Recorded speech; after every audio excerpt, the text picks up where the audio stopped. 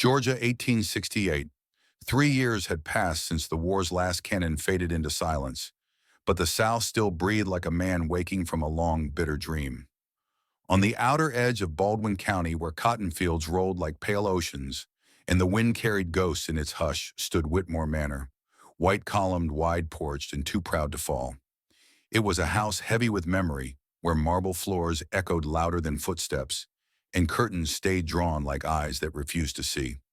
Inside lived Grayson Whitmore, 32 last son of a fading dynasty, a man chiseled from the stone of discipline and loss. His voice didn't rise. His hands didn't shake.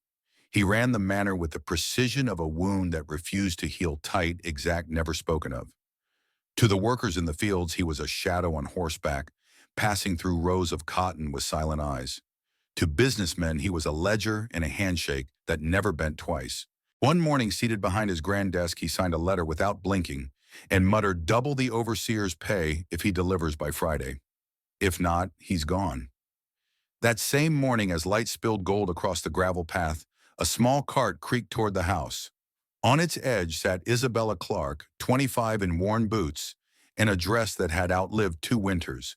Her hands, browned by work, clutched a satchel. Her eyes held something the war couldn't kill. She glanced at the house, impossibly large, painfully still, and whispered, "Mama, I hope this is the right place."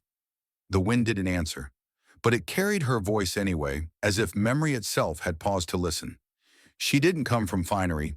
She came from survival firewood carried in the rain broth made from roots, nights spent with a hand over her mother's chest to count each breath.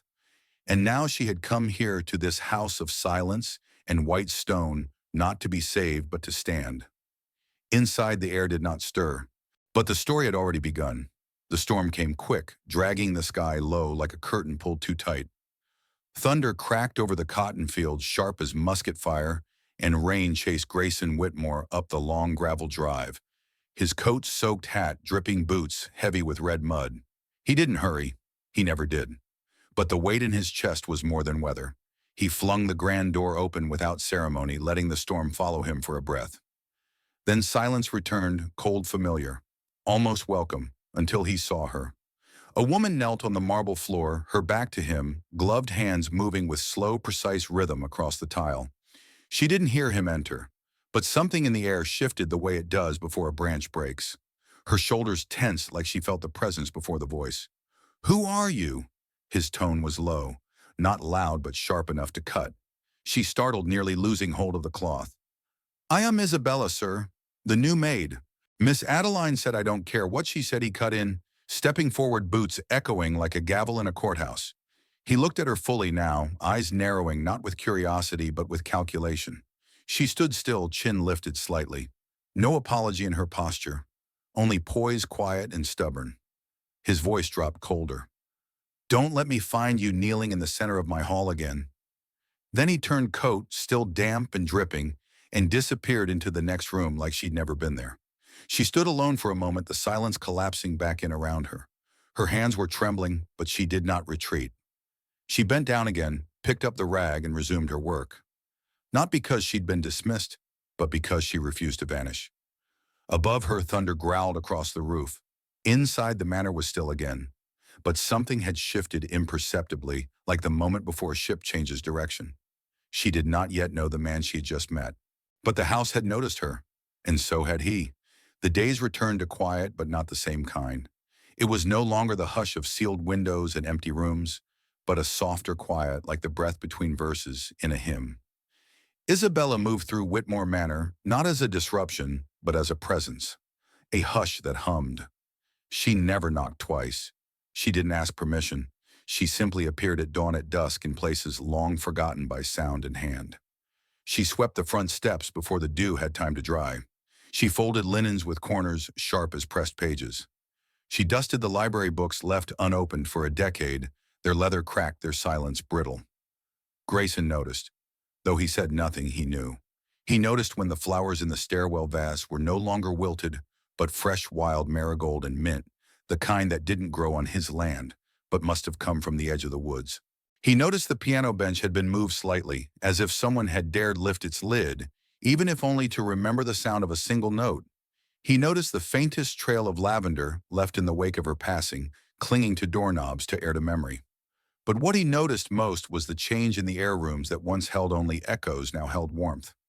Not loud, just present. Isabella never looked at him too long, never lingered where she wasn't meant to. But she left things behind, not possessions but intentions.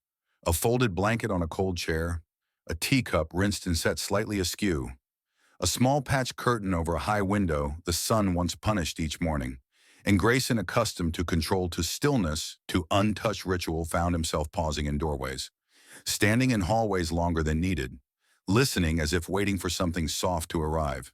He never admitted it, not even to himself. But in a house once filled only with ghosts and dust, a woman had begun to plant something living. And though he could not name it, he did not stop it. He simply breathed it in, quietly, as though afraid it might vanish if he exhaled too soon. It was a morning like any other, light pouring through tall windows in quiet shafts, dust dancing as if it had always belonged. Isabella entered the study with a cloth in hand sent by Miss Adeline to tend a room no maid was ever meant to touch. The study was still not with neglect, but with reverence. The kind of stillness kept only by men who locked doors not out of habit but memory. She stepped lightly across the floor, her rag brushing along the old desk, along shelves lined with volumes whose spines had not been moved in years. Her fingers worked out of duty, but her eyes were drawn elsewhere. An envelope lay open on the desk. Its paper was soft at the edges, worn as if held many times. A name written over and over in graceful loops. Charlotte. She hadn't meant to read it. She hadn't meant to feel it. But something about the ink, dark, steady, vulnerable, reached through the air and touched her like a hand across time. She looked away almost immediately, guilt rising fast. She turned to leave. And then his voice broke the air like flint on stone. "Do you make a habit of snooping?" Grayson stood in the doorway, brow raised, arms crossed, not angry, not loud, but sharp in that way only wounded men are. Isabella froze, then straightened, cloth still in hand.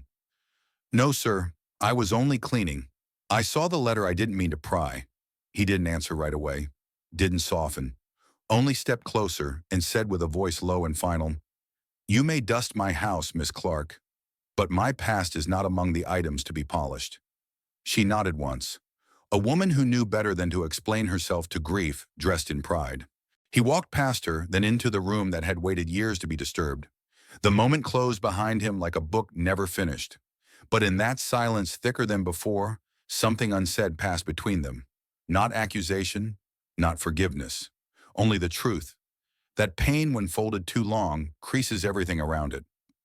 The storm rolled in without warning, not like a threat, but like a memory returning. The sky bruised purple over the cotton fields, thunder snapping like reins in a ghostly hand. Rain struck Whitmore Manor with a fury that shook the glass in its frames, as if the heavens themselves had grown restless. Inside, candles flickered shadows dancing across old wallpaper. In the drawing room, Isabella lit sconces along the walls with steady hands, her eyes calm, though the wind clawed at every shutter. She had known storms. She had grown up counting seconds between lightning and thunder to measure how close danger was. But this house, this man, was a different kind of storm. She did not expect to find him there, standing near the cold hearth. Grayson Whitmore, half-shadowed coat, damp with rain hands loose at his sides, as if waiting to hold something he'd never been taught to carry. He didn't speak at first, but when he did, the words were gentler than the thunder. "You're not afraid of storms." She didn't turn toward him, only answered soft and clear. "Not of storms, sir. Of silence." He blinked at that, the kind of blink that belongs to a man not used to being seen. Then the wind howled, flinging open a tall window with a crash. Isabella ran to it without thought, fingers fumbling against the latch, curtains wild like wings. Grayson was beside her in a breath, his hand over hers, firm, warm, steady. They closed it together, and in that moment, pressed close by necessity, they shared a quiet neither of them had prepared for. She could feel his breath not just from the weather, but from the way his guard had cracked just slightly. He saw the raindrops clinging to her cheek like pearls of defiance. She looked up. He did not flinch. Then, just as the moment began to lean into something dangerous, something tender, he pulled away, voice low, almost regretful. "Go to bed, Miss Clark." She paused, then nodded. Yes, sir. And as she walked from the room, candle in hand, the air behind her trembled. Not from the storm outside, but from the one that had begun to stir inside him. The sun climbed slow that morning, dragging heat across the manor like a heavy quilt. Grayson stepped out onto the second-floor balcony, coffee in hand, gaze distant. Below in the courtyard, Isabella stood in the light. Her face was tilted toward the sky, hair drawn back, apron loose. And she laughed light, easy, the kind of laugh that doesn't come from joy, but from the simple relief of being noticed kindly. Beside her stood Thomas, a newly hired field hand. Tall, easy. He handed her a bundle of firewood and tipped his hat. She nodded, still smiling. Grayson watched from above, his grip on the cup tightening until the porcelain cracked in his hand. Later, the air inside the manor thickened, not from heat, but from something quieter. As Isabella passed him in the hall carrying folded linens, he stopped her with a voice that cut like frost. Seems you've taken to socializing during work hours. She paused, confused. Excuse me, his tone cooled further. Thomas, is that where your attention lies now? Her lips parted, but not to apologize. Only to clarify. He brought firewood. I said thank you. That's not socializing, it's decency. His jaw tensed. It's familiarity. This is not a village dance, Miss Clark. This is my house. And for the first time, she raised her chin, not in defiance, but in defense of her dignity. And I work in it. I haven't forgotten my place, Mr. Whitmore. But maybe you've forgotten that kindness doesn't cost a thing. A silence fell then, deeper than thunder. Not because there were no words left, but because what had been said couldn't be unsaid. He stared at her truly, saw her not as a maid, not as a woman near another man, but as something he was losing without having ever held. Then he turned and walked away. She stood for a beat longer, linens pressed to her chest, then stepped into the kitchen where her hands shook, but her spine remained straight. Above her, the manor held its breath. Grayson poured a drink he didn't want and left it untouched. Night fell without a word, and when it rose again, Isabella was already gone. Her room sat in perfect order. The blanket folded, the basin emptied, the pillow still holding the faint impression of her last sleep. No footsteps echoed through the hall. No humming came from the kitchen, only quiet. Grayson felt it first in the coffee that went cold before he could remember pouring it. Then in the ache behind his ribs that told him something had shifted. When he found her note, it was beside her room key, folded with care, like a pressed flower meant to be found but never disturbed. He read the words once, then again.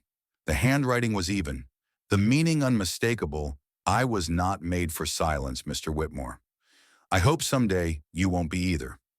He didn't speak, didn't sit, just stood there in the half-lit kitchen, the paper trembling slightly between his fingers, not from breeze but from the tremor of a man unready to lose what he never asked for. Upstairs, the manor felt cavernous. The scent of lavender was gone. The piano remained shut. The linens on the banister had not been folded just so. He walked the hallways not like a man searching, but like a man measuring what emptiness had taken. And when he passed the grand stairwell, he stopped before the portrait of his family, faces stiff with legacy eyes that had never learned to weep. Isabella had looked at those eyes too, and known she didn't belong. Outside, the morning had begun to break, gray gold light spilling over the lawn like grace. He stepped onto the porch. Miss Adeline stood there, waiting, arms crossed, mouth tight. You're just now noticing, she said. He looked past her, past the trees, into the place where she might have gone, where he asked, voice raw. She didn't hesitate. Clark Farm, North Road, just past the Willow Grove. He didn't nod. He just moved like a man who'd finally been struck by thunder, not from the sky, but from within. And this time he would not let silence win. The road to the Clark Farm was long and lined with memory. Grayson rode hard, not like a man chasing someone, but like a man chasing the part of himself he'd left too long buried. The wind pulled at his coat, dust rising behind the hooves. He passed broken fences and fields once bloodied by war. But none of it slowed him. Not now. At the edge of the clearing he saw it, the crooked fence, the weather-worn roof, and Isabella's sleeves rolled bent low in the garden, her hands dirt-smudged and steady. She looked up at the sound of the horse. Her eyes widened, but she did not run. She did not speak. She only stood the earth clinging to her palms, like proof that she had begun again without him. Grayson dismounted, boots landing heavy in the grass. No speech, no apology rehearsed, just breath and truth. "I've been silent too long," he said. His voice was low, rough, about everything. She didn't blink, didn't move. "I was taught that feeling made you weak, that letting someone in meant losing control," he continued. "But you never asked for anything. You just brought warmth and light, and I didn't know how to hold that." His hands opened as if offering what words could not. "I don't want you back as a maid, Isabella. I want you beside me, in that house, in that life. If you'll still have me." There was a stillness then, not of indecision but of weight being measured. She stepped forward. Slow. Her fingers, still marked with soil, reached his chest, and with a voice that held more mercy than memory, she whispered, "Then speak more often, Grayson Whitmore. Let your house be filled with something other than silence." The wind stirred the willow trees. Overhead, the sky opened, not with sun, but with clarity. And for the first time in years, he smiled, not with triumph, but with surrender, the kind of surrender only love can teach. Spring had unfolded slowly across Baldwin County, like an old hymn hummed beneath breath. The cotton had begun to bloom again, shy and white, rising from soil that had known war, silence, and sorrow. Whitmore Manor still stood tall, but inside it no longer echoed. It breathed. There was music now, sometimes the low murmur of a piano key tested, sometimes just the sound of humming from the kitchen, soft, steady, human. And Grayson Whitmore no longer walked alone. One morning beneath the willow trees that had once listened only to wind and waiting, Grayson stood in a pressed coat, a small velvet box held in hands that no longer shook. Isabella walked toward him through the grass hairpin skirt, brushing the green sunlight, painting gold at her shoulders. She paused when she saw what he held. He didn't kneel. That was never his way. He simply looked at her and said, quiet as rain, "You've changed everything, Isabella," without asking for anything in return. He opened the box. Inside a ring, modest old set with a sky-colored stone. "It was my mother's," he said, "but it never felt like it belonged to anyone, until now." She smiled a smile full of breath and time and healing. "Then put it on me, Mr. Whitmore," she replied, "before you change your mind." He slid the ring onto her finger, and for a moment the world held still, not in fear, but in reverence. No trumpets, no applause, only wind, only trees, only truth. They kissed then, not with haste, but with quiet certainty. Not as the end of longing, but as the beginning of a home. And when they walked back toward the manor, hand in hand, step by step, the shadows on the porch seemed softer, the white columns less cold. Inside, the rooms had changed, not in structure, but in spirit. The silence remained. But now it was the kind of silence that holds love like a breath held close to the heart. The chapel stood on the edge of Rawlins, small and weathered, its bells silent most days except Sundays and funerals. But that morning the doors opened, not for sorrow but for a beginning, spoken softly, not shouted. Grayson Whitmore stood at the front in a borrowed coat, boots, shine collar stiff. He looked out over 6 rows of pews filled not with crowds but with faces that mattered, 3 ranch hands. The blacksmith boy, a widow who sold feed and remembered everyone's name, and a school teacher whose smile always seemed to know more than it told. He wasn't nervous. He wasn't smiling either. But his hands did not tremble. That was how they knew it was real. And then Isabella walked in alone. She needed no one to give her away. She had come this far by her own steps. Her dress was plain but shining in the window, like a dark blue satin that caught the sun like water. Her gloves were pearl-buttoned. Her brooch was pinned. Her hair, soft at the sides, was done the way he once said he liked. As she reached him, he offered his hand, not to claim, not to control, but simply to walk beside. The preacher, old as the church beams, stood steady with a worn leather book. "Do you take this woman?" Grayson nodded once. "I already have. And you, Miss Vance." She smiled, real deep-rooted in every mile she had walked to get here. "I reckon he took me in before he knew he had." There was no applause, no music, only a silence thick with meaning. And then a kiss, not ceremonial, not timid, but whole, true. When they turned to face the room, no one clapped. They simply nodded, because some love stories don't ask to be celebrated, only witnessed. Outside, the bell rang once, not for tradition, but because someone wanted it to. And in a land where silence often won joy, quiet, steady, unshakable, had the last word.